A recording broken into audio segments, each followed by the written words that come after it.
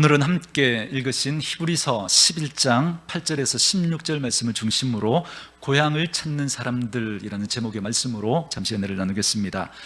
여러분, 1993년도 진도에서 대전으로 팔려갔던 강아지가 자기 집으로 돌아오는 이야기가 뉴스에 아주 크게 났던 기억이 있습니다. 300km나 되는 먼 거리를 이 강아지가 찾아왔다라고 해서 진도에 가면 지금도 기념비가 이렇게 세워져 있습니다. 그러면서 역시 우리 진돗개는 달라, 이런 말들이 한참 이렇게 회자된 적이 있었는데요. 여러분들, 동물들 중에는 이렇게 귀소 본능을 가지고 있는 동물들이 있죠. 대표적인 게 연어지 않습니까? 연어는 우리나라에서 이렇게 부화시켜서 이렇게 하면 얘네들이 저기 북대서양 이렇게 북극 있는 데까지, 그죠? 그렇게 갔다가 이렇게 돌아오면 이렇게 많게는 2만 킬로까지 그렇게 먼 거리를 이동했다가 돌아오는, 그죠? 그런 이야기들을 우리가 듣게 됩니다. 자, 그렇다면 사람들은 어떨까요? 사람들도 마음속에 고향을 그리워하는 마음들이 있습니다. 그래서 외국에서 꽤 괜찮은 그 삶을 살아가는 그런 분들도 점점 나이가 들면 고향으로 돌아오고 싶어하는, 그래서 한국에 돌아오고 싶어하는 그런 분들의 모습들을 많이 봅니다. 이번 설에도 또 많은 분들이 고향을 찾아서 이동을 하셨습니다. 이렇게 고향을 찾아오신 분도 계시고 찾아가신 분도 계십니다. 아마 이 자리에도 이렇게 고향을 찾아오신 분들이 계실 겁니다. 국토교통부에 따르면 이번 명절 연휴 기간 동안에 이동하는 인구가 한 2,780만 명쯤 될 거다라고 예상을 합니다. 어마어마한 인구가 고향을 찾아서 이동을 합니다. 그래도 요즘은 자동차도 굉장히 좋아졌고, 또 그리고 도로도 좋아져서 그나마 그래도 좀 낫지만, 그러나 제가 결혼하고 우리 시온이가 한 5살 그때 제가 시와에서 사역하다가 어머님이 계신 경산으로 이렇게 오는데, 그때 제가 티코를 이제 타고 다닐 때였습니다. 12시간 동안 완전히 도로가 진짜 주차장이라는 말을 제가 그때 경험했거든요. 우리 선배들 그때 보면, 그죠? 예전에 고속도로에서, 그죠? 라면 끓여 먹고 이제 그런 모습들 아마 경험했던 그런 분들도 아마 계실 겁니다. 저도 그때 12시간 경험하고 나니까 다음 추석인데 주일이 끼어서 아예 그때는 내려갈 생각도 못하고 아이들 데리고 과천에 있는 그 서울랜드였나요? 거기서 추석을 보냈던 기억이 있습니다. 제가 사역했던 그 시와라는 지역이 바다를 메워가지고 생긴 도시다 보니까 전부 다 이렇게 외지에서 온 분들이에요. 그래서 고향이 되면 완전 유령 도시처럼, 그래서 가게가 열린 가게도 전혀 없고요. 그래서 굉장히 쓸쓸하게 외롭게 보냈던 기억이 있습니다. 그래서 고향, 그러면 이렇게 생각하면, 고향을 생각하면 그립고, 또 여기를 생각하면 외롭고, 이제 그런 마음들이 생길 것 같습니다. 오늘 우리가 읽은 히브리서는 굉장히 독특한 성경입니다. 성경의 편지 형식으로 되어진 성경들이 꽤 많이 있습니다. 신약이 대부분 편지들이죠. 특별히 그 편지들을 보면 이 편지를 쓰는 발신자가 누구인지, 저자가 누구인지, 그리고 이 편지를 받는 수신자가 누구인지가 보통은 잘 드러나 있습니다. 대표적인 게 바울 서신이죠. 발신자는 바울이고, 그 편지를 받는 수신자의 이름을 따서 고린도 전후서, 그러면 바울이 고린도 교회 성도에게 보낸 편지구나. 데살로니가 전후서, 그러면 바울이 데살로니가 교회에 보내는 편지구나. 이걸 우리가 알 수 있습니다. 이게 선명하게 나타나 있는데, 그런데 히브리서에는 그런 표현들이 나와 있지 않습니다. 누가 쓴 편지인지, 그리고 누구에게 쓴 편지인지가 구체적으로 밝혀져 있지 않습니다. 그렇지만 우리가 히브리서를 잘 읽어보면 이건 유대인들에게 쓴 편지구나라는 걸 알 수 있습니다. 왜냐하면 유대인들만이 알 수 있는 제사제도, 절기제도, 안식일, 성막, 이런 이야기들을 하면서 어떻게 이것들이 예수 그리스도를 통해서 성취되어졌는가를 보여주는 성경이 히브리서이기 때문에 이 히브리서는 발신자는 누군지 모르지만 아마 유대인들에게 쓴 편지구나라는 건 알 수 있습니다. 그리고 또 한 가지 알 수 있는 건 뭐냐면, 이 편지를 쓴 때가 어떤 상황이었는지를 짐작할 수 있습니다. 그게 보면 여러 가지 표현들이 나오는데, 특별히 굉장히 환난과 핍박을 받고 있었던 그런 때에 쓴 편지구나라는 걸 알 수 있습니다. 예를 들면 너희들이 지금 고생을 하고 있기는 하지만 그러나 피 흘리기까지 고난당하지는 않는다, 이런 표현들이 나옵니다. 다시 말하면 그때는 예수 믿는 것 때문에 여러 가지 고난과 핍박을 받기는 했지만 그러나 아직 순교가 일어날 만큼 그런 상황은 아니었다라는 걸 이야기합니다. 대신에 이런 표현이 나옵니다. 여러분 한 장 앞에 보시면 히브리서 10장 34절에 이렇게 말씀하죠.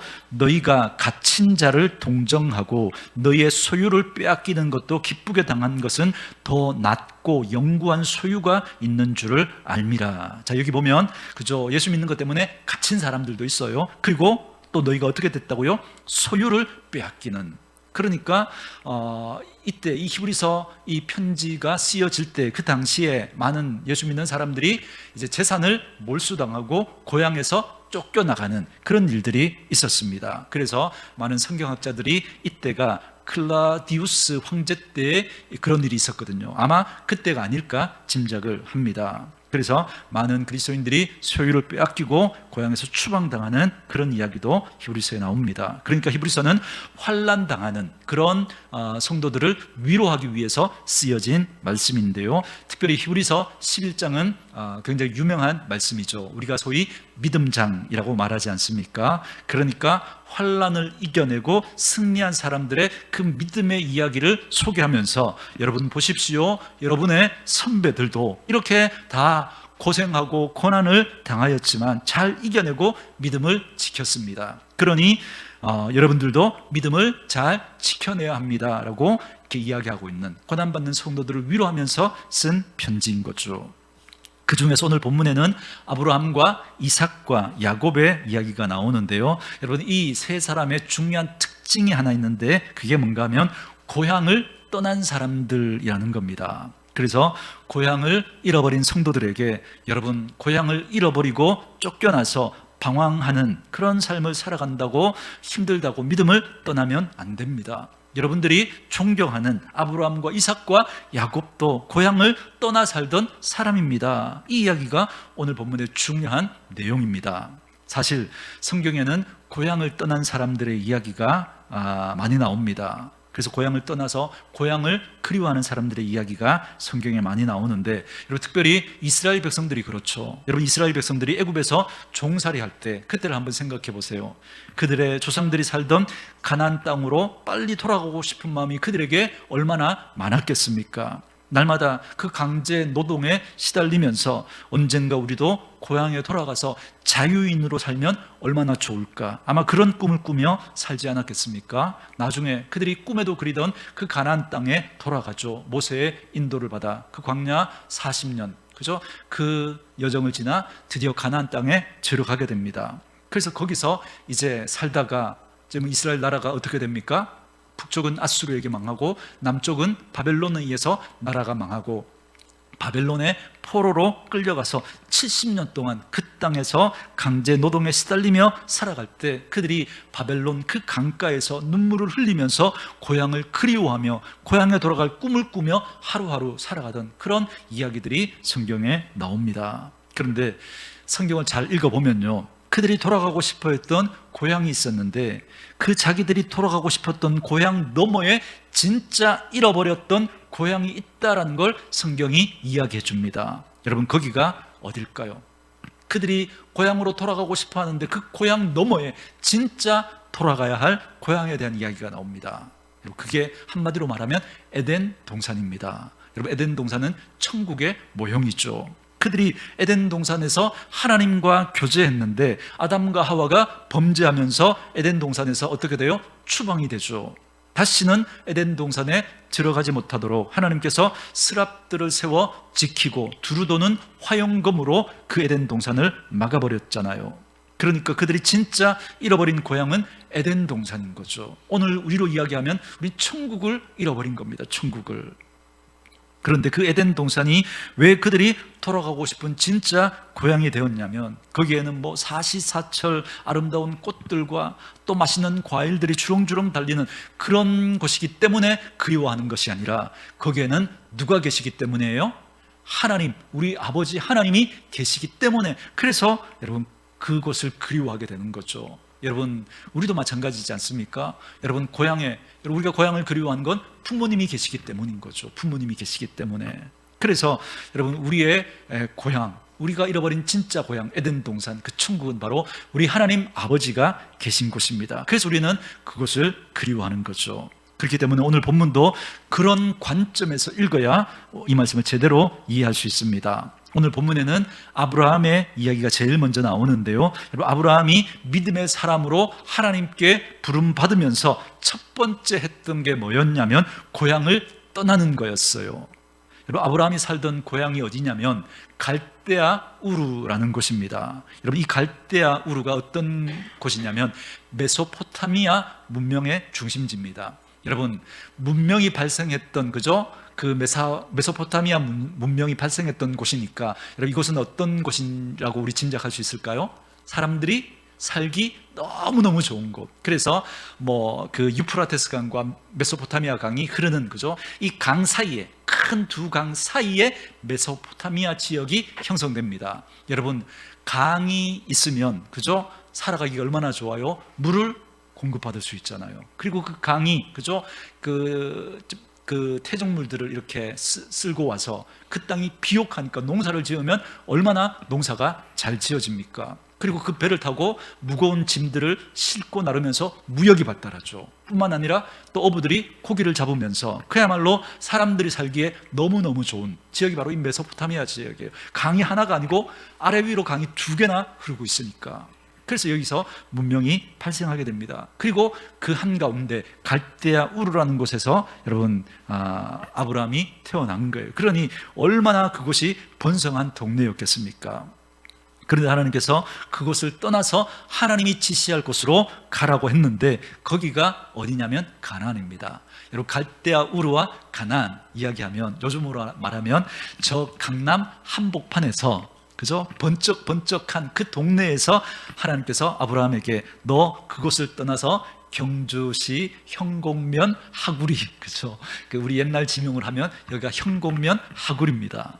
여기로 보내는 이야기가 여러분, 아브라함의 이야기의 첫 이야기인 거예요. 그러니까 아브라함도 고향으로 돌아가고 싶은 마음이 있지 않았겠습니까? 제가 시와에서 사역할 때, 여러분, 이 시와라고 하는 지역이 바다, 그죠? 서해 그 간척지를 메우고 생겨난 여기가 지역이니까 다 외지 사람들이에요. 전라도에서 이렇게 온 사람들 한 반, 그리고 저기 서울 경기 쪽에서 이렇게 살다가 밀려서 온 분들이 또 반, 이렇게 돼요. 그러다가 보니까 여러분, 이분들의 꿈에도 소원은 뭐냐면 돈 벌어가지고 시와에서 안산으로, 그죠? 이사를 가서 그 안산에서 또 돈 벌어서 조금 더 넘어가면 그 광명이 있거든, 서울 바로 옆에. 그 광명으로 갔다가 거기서 돈 벌어서 인서울 하는 게 이분들의 꿈입니다. 그래서 얼마나, 그죠? 자기가 여기 시와에 이렇게 산다는 거에 대해서 막 이렇게 마음 아파하면서 막 돈 벌면 안산으로, 돈 벌면 광명으로, 돈 벌면 서울로 이렇게 가는 그런 모습들을 제가 봤었습니다. 여러분, 그러니 아브라함도 여러분 그때 이런 마음 아니었겠습니까? 강남 한복판에 살다가 완전 깡촌, 그죠? 이 시골로 왔으니까 왜 그런 마음 없었겠습니까? 나도 고향으로 돌아가서 옛날에 그 번성했던 그 땅에 살고 싶다, 그런 마음 있지 않았겠습니까? 그런데 오늘 본문을 읽어보면 전혀 다른 이야기가 나옵니다. 여러분, 15절 16절 우리 같이 한번 읽겠습니다. 15절 16절 읽습니다. 시작. 그들이 나온 바 본향을 생각하였더라면 돌아갈 기회가 있었으려니와 그들이 이제는 더 나은 본향을 사모하니 곧 하늘에 있는 것이라. 아멘. 여기까지만요. 아브라함과 그의 자녀들은 더 나은 본향을 사모했는데 그 본향이 어딘가면 하늘에 있는 것이다, 이렇게 말합니다. 그러니까 우리가 흔히 말하는 저 천국에 돌아갈 그날을 사모하면서 그들은 삶을 살아갔다는 거예요. 왜 고향에 돌아가고 싶었겠습니까? 거기에 복숭아꽃, 살구꽃, 진달래가 피기 때문이 아니라 그 고향에 누가 계시니까? 하나님 아버지가 계시니까 그 고향으로 돌아가고 싶었던 거죠. 마찬가지로 아브라함은 12진주문이 있고 길바닥이 황금으로 되어 있는 그런 곳이기 때문에 천국을 그리워했던 게 아니라 하나님께서 두 팔 벌리고 그리고 자기를 맞아줄 그 하나님이 계시기에 그 천국을 소망하며 꿈꾸고 있었다는 거죠. 여러분, 아담과 하와가 범죄한 이후에 잃어버린 고향, 그 고향으로 다시 돌아갈 날을 꿈꾸고 있었다는 겁니다. 그러니까 단지 연호가 귀소 본능 때문에 자기가 났던 곳으로 돌아가는 어떤 그런 식의 그리움이 아니라 그는 정말 하나님 아버지 품에 안기고 싶었던 거죠. 다시 하나님 품에 안기고 싶은 그 소망을 가지고 살았다라는 겁니다. 나를 만드신 분, 내 인생의 설계도를 가지고 계신 분, 나에 대해서 가장 잘 아시는 분, 나를 누구보다 가장 사랑하시고 나를 향해 너는 내 것이라 말씀하신 그 아버지께로 돌아가고 싶었던 마음이 아브라함에게 있었다는 겁니다. 그런데 이 아브라함의 이야기를 읽다가 보면 약간 찜찜한 표현이 나옵니다. 여러분 13절 한번 보세요. 13절 우리 같이 한번 읽어볼까요? 여기 찜찜한 표현이 나와요. 같이 읽습니다. 이 사람들은 다 믿음을 따라 죽었으며 약속을 받지 못하였으되 그것들을 멀리서 보고 환영하며 또 땅에서는 외국인과 나그네임을 증언하였으니 아멘. 자, 여러분 잘 보세요. 이 사람들은 믿음으로 하나님이 주실 그 영원한 성을 바라보고 있었는데 거기에 어떤 표현이 나오냐면 약속을 받지 못하였다, 이런 표현이 나옵니다. 여러분 이 표현 뭔가 약간 찜찜하죠, 그죠? 여러분 이게 무슨 말일까요? 이런 표현입니다. 아담과 하와가 에덴 동산에서 추방된 다음에 다시는 인간들이 하나님 앞으로 나아갈 수 없도록 하나님께서 그 길을 막아버렸어요. 다시는 그 길을 찾을 수 없게 된 겁니다. 인간의 힘으로는 다시 찾을 수가 없습니다. 그런데 어떻게 하나님께서 우리가 어떻게 다시 하나님께로 돌아갈 수 있게 되었냐면, 우린 누구 때문에 다시 그 하나님께로 돌아갈 수 있는 길이 열리게 된 겁니까? 예수 그리스도. 우리는 명확하게 알죠. 그러나 여러분 이때 아브라함은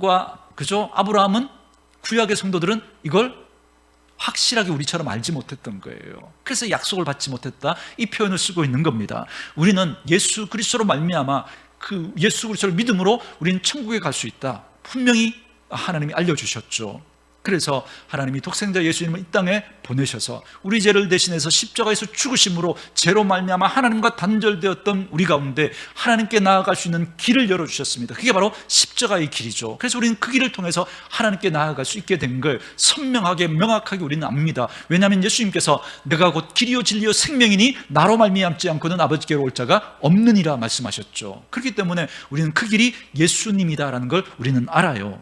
그래서 우리는 그 길을 확실하게 알지만, 그러나 아브라함이나 이삭이나 야곱은 아직 예수님이 오시기 전에 살던 사람이었기 때문에 이 사람들은 우리가 아는 것처럼 선명한 복음을 안 게 아니란 말이죠. 그래서 희미하게 원시복음, 그죠? 그렇게 알려주긴 했지만 이게 희미하단 말입니다. 앞으로 오실 예수님을 그들이 기다리고 있었고, 또 앞으로 오실 메시아 때문에 결국은 자기들이 하나님께 나아갈 수 있다는 걸 알기는 했지만, 그러나 희미했어요. 그래서 이걸 가지고 약속을 받지 못했으나 이 표현을 쓰고 있는 겁니다. 그런데 그런 그들, 희미하게 그 약속을 받지 못했지만 희미하게 그 알려주신 그 약속을 붙들고 그들이 이렇게 천국을 소망하며 간절히 기다리고 그 삶을 살아냈다는 겁니다. 그렇습니다. 결국 우리는 영원한 아버지의 집으로 돌아갈 분명하고 확실한 예수 그리스도로 가는 길을 알고 있고 그 주님과 함께 하나님 앞으로 돌아가게 될 겁니다. 아직 우리 젊으신 분들은 이게 정확하게 이렇게 와닿지 않겠지만, 지금 한참 팔팔하니까 안 느껴지겠지만, 여러분 언젠가 주님이 우리를 부르실 날이 분명히 있습니다. 그때 중요한 게 있는데요, 13절에 이렇게 말씀합니다. 이 사람들은 다 믿음을 따라 죽었으며, 이렇게 말하죠. 여러분 믿음을 따라 사는 것도 중요하고요, 여러분 그러나 믿음을 따라 죽는 것도 너무너무 중요합니다. 여러분 사실 한평생 부부로 이렇게 살다가 남편이나 아내가 먼저 이렇게 돌아가시면요, 여러분 사람이 당하는 스트레스 중에 가장 큰 게 그거라 그러잖아요. 배우자의 죽음이라잖아요. 그 슬픔과 아픔은 어떤 말로도 여러분 위로가 안 됩니다. 그래서 보통 사람들에게 죽음은 절망이죠. 죽음이라고 하는 그 문을 열면 천길 낭떠러지라고 그렇게 생각을 합니다. 그래서 죽으면 끝이다라고 생각하죠. 그래서 죽음 앞에 절망하고, 사랑하는 가족을 잃고 나면 그 죽음 앞에 절망하고 슬퍼하는 겁니다. 그런데 예수 믿는 우리 성도들에게는 이 죽음의 의미가 여러분 다르게 다가오게 된 겁니다.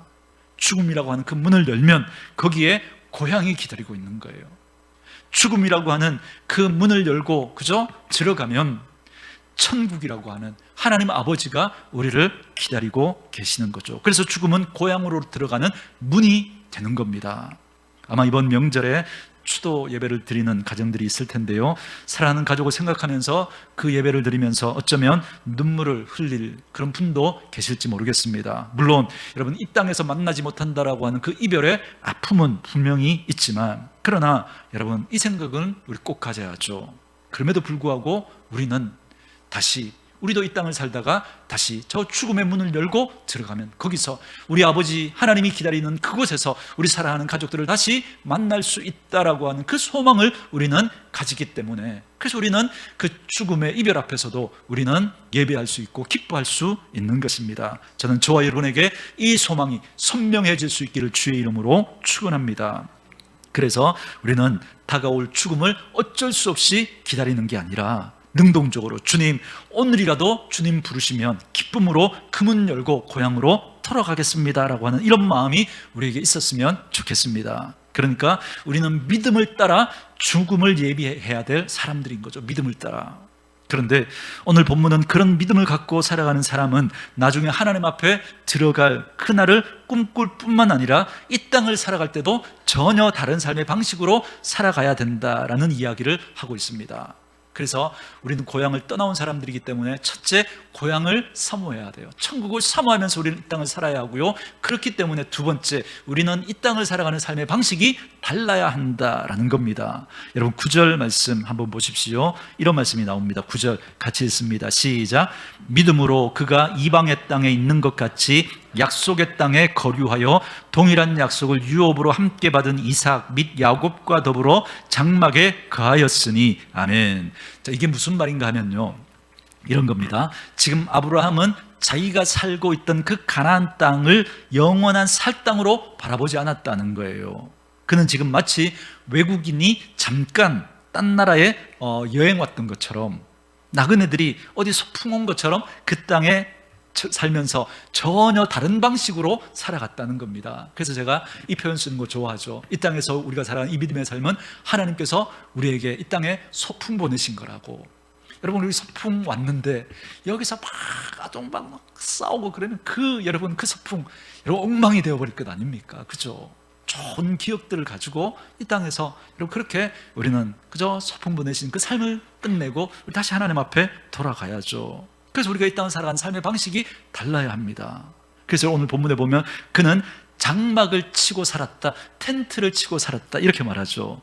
여러분 혹시 어디 산에 놀러 가는데, 그죠? 일주일 동안 여름 휴가 때 이제 놀러 가는데, 그죠? 거기 일주일 동안, 그죠? 지내는 동안, 그죠? 뭐 살다가 올 때 주로 우리 어떻게 합니까? 어떤 펜션 같은데, 그죠? 뭐 그렇게 가시는 분도 있고, 또 야영 좋아하시는 분들은 텐트 가져가서 텐트 치고 그렇게 하잖아요. 그런데 그 일주일 동안 지내는 동안 그 펜션에, 그죠? 이 인테리어가 마음에 안 든다고 거기를 싹 뜯어 고쳐가지고 벽지 새로 하고 가전제품 그죠? 다 바꾸고 가구 다 바꾸고 그런 사람 있습니까? 없어요. 그죠? 그리고 텐트 일주일 치고 자는데 좀 불편해도 그거 감수하는 거잖아요. 그런데 그게 아니고 일주일 지낼 건데 그때 내가 정말 그 일주일 정말 내가 멋지게 보내야지 그러면서 1년 전부터 여러분 거기다가 막 빌딩 세우고 막 집을 짓고 여러분 그런 사람 있습니까? 없잖아요. 그죠? 여러분 우리가 그런 사람이라는 거예요. 우리가 여러분 이 땅이 영원할 것처럼 살아가는 사람들이 아니라 잠깐, 그죠? 한 일주일 우리가 그 휴가 기간에 그 여행 가서 사는 것처럼 그렇게 살다가 우리는 다시 본향으로 돌아갈 사람들이라는 겁니다. 그래서 여러분 오늘 아브라함은 그래서 그 장막을 치며 텐트를 치며 그렇게 살았던 거죠. 다시 말하면 그들은 다른 사람들이 살아가는 방식과 전혀 다르게 살아갔다는 거예요. 왜냐하면 다른 사람들은 이 땅에서의 삶이 전부라고 생각하기 때문에 어떻게든 내가 이 땅에서 잘 살아야 되겠다 그 생각밖에 없는 거예요. 저처럼 이제 50대 후반이 되면, 그리고 우리 60대 또 더 나이 드신 분도 계시지만, 그죠? 이제 우리 앞으로 이 땅에서 살 날이 뭐 고작 20년, 30년 그거밖에 안 남았으니까 어떻게든, 그죠? 그런 분들은 이 땅이 산지 이게 전부니까. 그러니까 여러분 나이가 들수록 여러분 어떻게 돼요? 점점 더 욕심이 더 많아져요. 노욕이라고 그러죠. 왜요? 이 땅에서 살 날이 얼마 없으니까, 이 땅이 전부라고 생각하니까 어떻게든 남의 뒤통수를 쳐서라도 누구를 밟아서라도 마침내 내가 뭔가를 이루어서 내가 원하는 그것을 이루면서 내 하고 싶은 대로 그렇게 살아가려고 합니다. 그게 보통 사람들의 마음인 거죠. 그런데 성도들은 그렇지 않다는 거예요. 성도들은 왜요? 여기가 전부가 아니고 이후에 영원한 삶이 기다리고 있기 때문에 그렇다는 겁니다. 그래서 이 땅에서 사는 사람들의 삶의 방식과는 전혀 다른 삶의 방식으로 살아간다는 거예요. 바울은 이런 우리의 삶을 설명하기 위해서 우리에게는 시민권이 있는데 우리의 시민권은 어디에 있다고요? 천국에 있다라고 말씀합니다.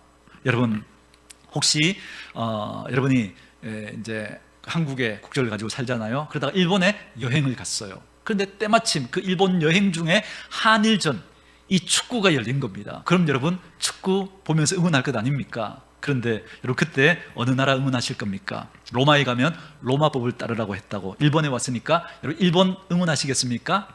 그런 분은 한 분도 안 계실 거예요. 그죠? 그 일본에 가서도 그저 대한민국을 외치면서 목이 터져라 응원할 겁니다. 여러분 마찬가지예요. 우리는 이 땅에 살고 있지만 천국의 시민권을 가진 사람이란 말이죠. 그래서 이 땅에서 사는 사람들과는 살아가는 삶의 방식이 전혀 달라야 한다는 겁니다. 그래서 우리는 날마다 하나님 앞에 그런 고백을 해야 됩니다. 하나님, 하나님의 다스림을 받는 천국 시민으로 이 땅을 살게 해주십시오.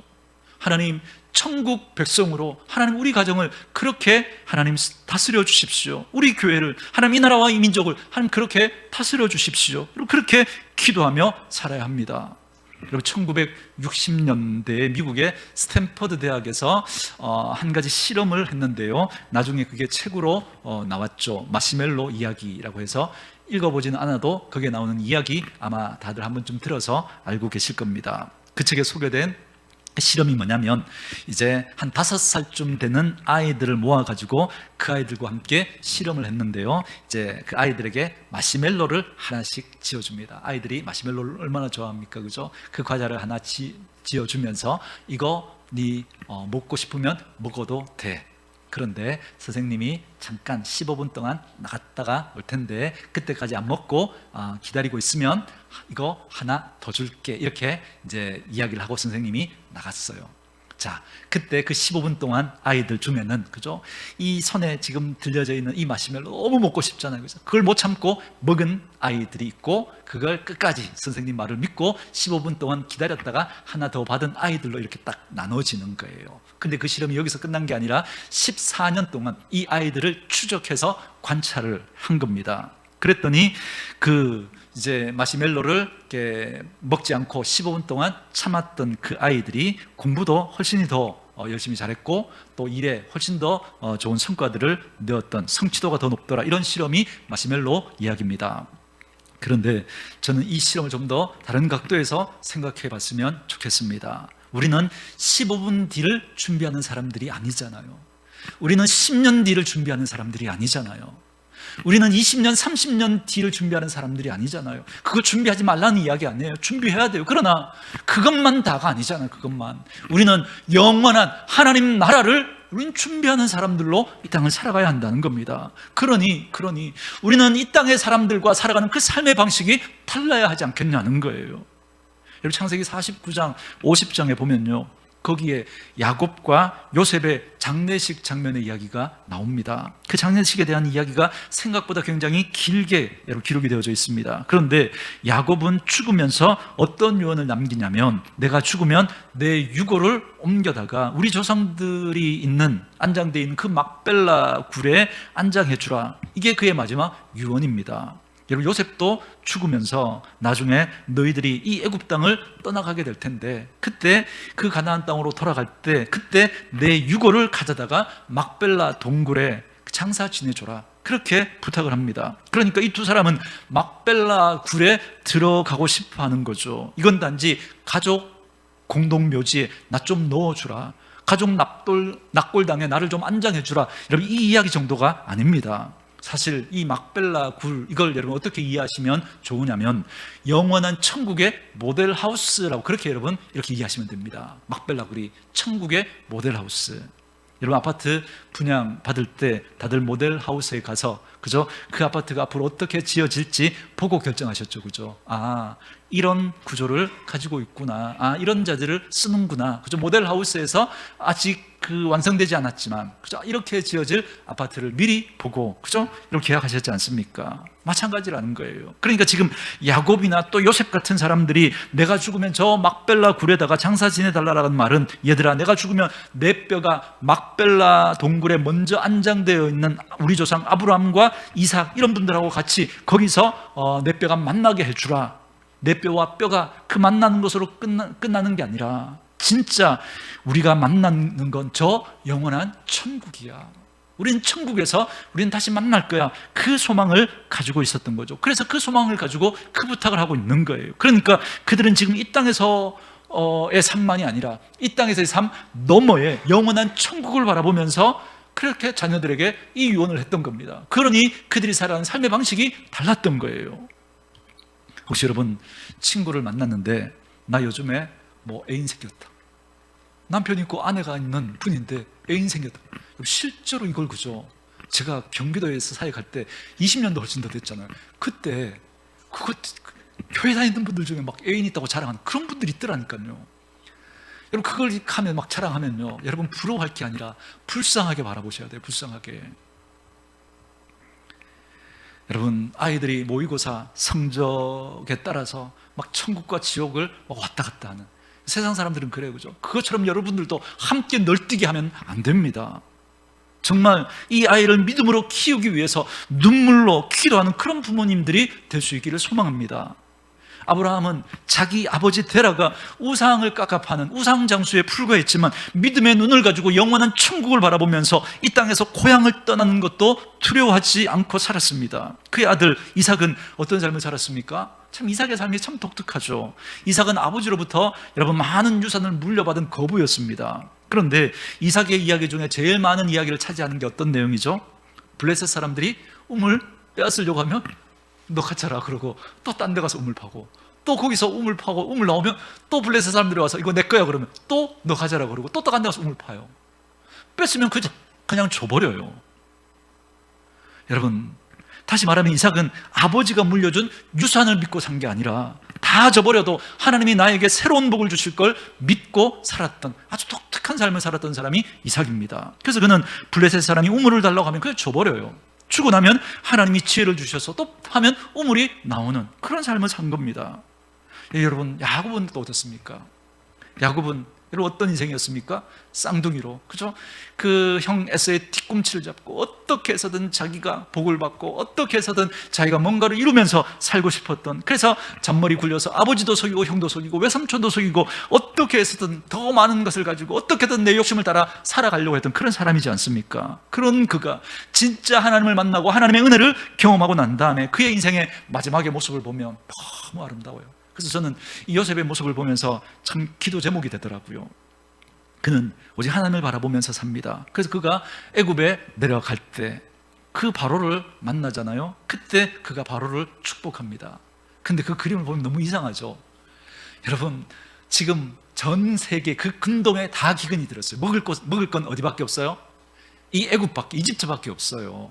그래서 모든 주변에 있는 사람들이 그 애굽으로 몰려와서 뭐 하나 얻어 먹으려고 사람들이 막 몰려옵니다. 그 가나안 변방에서 어떻게 굴려다녔을지 모를 그죠? 야곱이 그렇게 바로 앞에 섰습니다. 바로는 누구예요? 그 시대 최고의 존엄한 자리에 앉아 있었던 그 바로 왕 앞에서 비굴하게 뭐 하나라도 얻어 먹으려고 막 그렇게 부하고 아참하는 게 아니라 오히려 그는 바로를 축복합니다. 왕이시여, 당신이 이 세상의 최고 높은 자리에 앉아서 모든 걸 다 할 수 있을 것처럼 보이지만 하나님이 당신에게 복 주시지 않으면 그 높은 자리에 앉아서도 하나님이 복 주시지 않으면 당신은 소망 없는 사람입니다. 당신이 모든 걸 다 가진 것 같지만 하나님이 복 주시지 않으면 안 됩니다. 이런 마음으로 당당하게 그 바로 앞에서 바로를 축복합니다. 저는 여러분들이 회사에 가면 여러분이 당당하게 회사에 정말 그 회사와 사장님을 축복해 주는 분들이 되었으면 좋겠습니다. 겉으로 이야기하면 이상한 사람처럼 보겠지만 속으로, 그죠? 사장님, 내가 사장님한테 월급 받지만 그러나 이 회사가 잘 되는 건 나 때문입니다. 이런 당당함이 있어야 하지 않겠습니까? 왜요? 하나님이 저와 여러분을 복의 근원으로 부르셨잖아요. 아브라함의 후손으로 복의 복의 후손으로 부르셨잖아요. 그 당당함이 저와 여러분에게 있었으면 좋겠습니다. 그래서 이삭과 야곱은 마지막 순간까지 자녀를 축복합니다. 저는 우리 그리스도인들의 여러분 삶의 아름다운 모습 중에 하나가 다른 사람들을 축복하는 사람으로 사는 거라고 생각합니다. 그래서 야곱의 삶이 부러운 거예요. 야곱은 그저 마지막 그 하나님의 부르심 앞에 혼자 설 수 있는 힘도 없어서 그 지팡이에 의지해서 부들부들 떨리는 그 다리를 지팡이에 의지해서 그 자녀들, 손주들을 하나하나 이름을 불러가며 축복하고 하나님을 경배하며 그 마지막 하나님 앞에 서 있는 모습을 보면서 너무너무 부러운 거예요. 저는 마지막에 정말 예수 믿는 분들이 마지막에 정말 이분이 과연 천국을 소망한 분인가 정말 의심이 가는 그런 분들의 모습들을 보면서 너무너무 마음이 아파요. 정말 이 야곱처럼 정말 천국을 소망하면서 자녀들을 축복하고 다음 세대를 축복하고 다른 이들을 축복하며 정말 그렇게 하나님 앞에 설 수 있었으면 얼마나 좋을까, 그런 마음들을 가지게 됩니다. 그래서 여러분 20절, 21절 말씀을 한번 보세요. 야곱의 마지막 모습 20절, 21절, 오늘 보면 20절, 21절 같이 읽습니다. 시작. 믿음으로 이삭은 장차 있을 일에 대하여 야곱과 에서에게 축복하였으며 믿음으로 야곱은 죽을 때 요셉의 각 아들에게 축복하고 그 지팡이의 머리에 의지하여 경배하였으며. 보세요. 야곱은 요셉의 각 아들, 그 손주들 하나하나 이름 불러가며 축복하고 그 지팡이 머리에 의지해서 지금 다리에 힘이 없어서 부들부들 떨리는 다리로 그 지팡이를 의지해서 자녀들을 축복하고 그 하나님을 경배하는 그 모습을 보여주고 있는 거예요. 그래서 저는 이 말씀을 묵상하면서 이런 마음이 들었습니다. 우리 이 땅을 살면서 길어야 100년밖에 못 살잖아요. 여기 100년 살 수 있는 사람, 장담할 수 있는 사람 누가 있습니까? 그럼 이제 10년, 20년, 30년, 40년 길어야, 그죠? 그렇게 우리 인생 남은 것 아니겠습니까? 그렇게 밖에 못 사는데 우리가 뭐 그렇게 아웅다웅 다투고 갈등하고 싸우고 그렇게 살아갈 이유가 어디 있겠습니까? 야곱처럼 정말 축복하며 살았으면 좋겠다, 그 마음이 드는 겁니다. 막 여기서 막 찢고 볶고 싸우면서 끝내버리고 뭐 다시는 안 보면 되지 뭐. 여러분, 우리가 안 볼 사람입니까? 우리 천국에 가면 우리 다시 만나야 될 텐데, 여러분 그때 여러분 그 모습으로 우리 하나님 만나면 얼마나 부끄럽겠습니까? 얼마나. 우리가 이 땅을 살면서 다른 사람들 사랑하고 축복하고 그렇게 살면 얼마나 좋겠습니까? 여러분 보세요. 야곱이 요셉의 아들들을 축복합니다. 얘들아, 니네 아버지가 국무총리니까 니네 아버지 백 믿고 니네들 잘 살 수 있을 거라고 착각하지 마라. 니네들은 하나님이 주시는 복으로 살아야 한다. 너네는 하나님 없이는 살아갈 수 없는 사람이야. 그러면서 그 자녀들 하나하나를 축복하는 거예요. 그의 마지막 후들거리는 그 다리를 지팡이에 의지하며 이렇게 축복하고 하나님을 경배했던 겁니다. 결국 저는 이렇게 생각합니다. 여러분, 우리 자녀들에게 우리가 물려줄 수 있는 가장 소중한 유산은 아파트가 아니라, 무슨 큰 땅이 아니라 바로 천국 시민권입니다. 정말 우리 자녀에게 내가 딴 건 아무것도 못 물려줘도 정말 이 믿음의 유산을 물려줄 수 있다면 여러분, 우리 자녀는 가장 복된 인생을 살아갈 수 있는 줄 믿습니다. 그 아이들에게 영원한 하나님의 자녀가 된 그 특권을 물려줄 수 있는 그런 저와 여러분 될 수 있기를 주의 이름으로 축원합니다. 사랑하는 성도 여러분, 명절을 보내면서 고향을 찾아온 분도 계시고 또 고향을 찾아가실 분도 계십니다. 그러나 그 고향 너머에 진짜 우리가 돌아가야 할 천국이 있다는 사실을 꼭 기억하시고 그 천국을 소망하는 사람으로 우리 이 땅을 다르게 살아내야 하지 않겠습니까? 이 땅이 전부가 아니라 여러분, 이 땅 넘어 하나님 앞에 우리가 서게 될 텐데, 그때 우리가 하나님 앞에 여러분 무엇을 자랑하시겠습니까? 내가 이렇게 큰 집에 이렇게 좋은 차를 타고 내가 이렇게 대단한 일을 했습니다. 여러분, 그거 자랑하시겠습니까? 아니요. 하나님은 그거 그냥 아무런 의미가 없습니다.